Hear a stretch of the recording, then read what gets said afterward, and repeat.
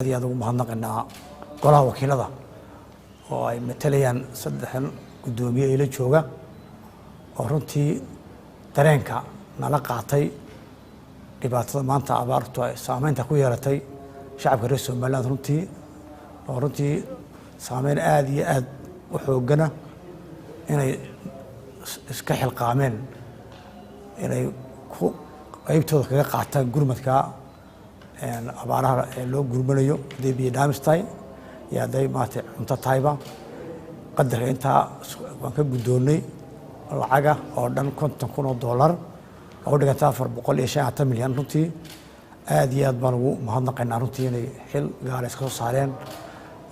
iyadoo kulli xaaladdu sidaa uu sheegay gudoomiyuhu aynin maanta xaaladayna haysata iyo culayska jira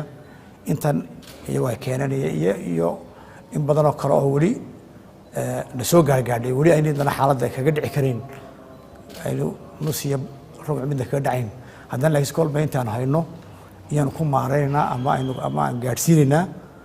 dadka ay dhibaatadu maartay ama saameynta abaaruhu gaadheen oo gaar ahaan weli maanta 3 gobol ee bariga ugu xooggan annana waxaan ilaahay ka rajaynaynaa in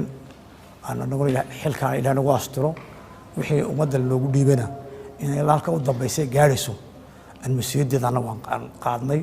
kuna daba soconno cid walba aan maartay u dhiibno haddii biyo loogu dhaaminayo haddii raashin lagu gaadhsiinayo wixii kale la gaadhsiinayaba